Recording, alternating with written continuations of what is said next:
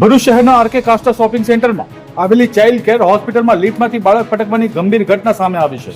બીજા માળે લિફ્ટ અચાનક અટકી જતા બાળક સહિત પરિવારજનો લિફ્ટમાં ફસાયા હતા. પરિવારજનોને બહાર કાઢવાની કામગીરી દરમિયાન 4 વર્ષનું બાળક લિફ્ટમાંથી નીચે પટકાતા માથાના ભાગે ગંભીર ઈજા પહોંચી હતી. મળતી માહિતી મુજબ 4 વર્ષીય તીર્થરાજ દેવેન્દ્ર પરમારને સારવાર માટે ચાઇલ્ડ કેર હોસ્પિટલમાં લાવવામાં આવ્યો હતો. સારવાર દરમિયાન પરિવારજનો બાળક સાથે લિફ્ટમાં હતા ત્યારે લિફ્ટ બીજા માળે અચાનક અટકી ગઈ હતી. લિફ્ટમાં ફસાયેલા પરિવારજનોને બહાર કાઢવાની કામગીરી ચાલી રહી હતી. તે સમય દરમિયાન બાળક અચાનક લિફ્ટમાં નીચે પટકાયો હતો. બાળકને ગંભીર ઈજા થતા હોસ્પિટલમાં અફરાતફરીનો માહોલ સર્જાયો અને તેને તાત્કાલિક સારવાર આપવામાં આવી હતી. ઘટનાની જાણ થતાં જ પોલીસ તાત્કાલિક સ્થળ પર પહોંચી હતી. પોલીસે લિફ્ટને બંધ કરાવી સમગ્ર મામલે તપાસ શરૂ કરી છે.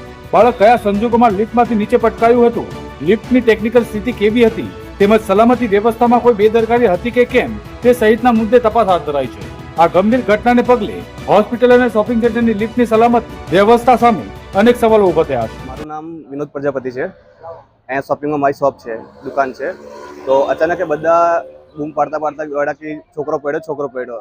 તો હું પણ જોવા માટે બહાર આવેલો અહીંયા લિફ્ટની પાસે. તો અમે લોકોએ લિફ્ટ ખોલીને જોઈ તો છોકરો અંદર હતો એ ટાઈમે. પછી કોઈ અંદર ઘૂસ્યો નથી એટલે પછી હું અંદર ઘૂસીને છોકરાને બહાર કાઢ્યો ને હોસ્પિટલ સુધી મોકલાવ્યો. પહોંચતો કર્યો ને હોસ્પિટલમાં એડમિટ કર્યો.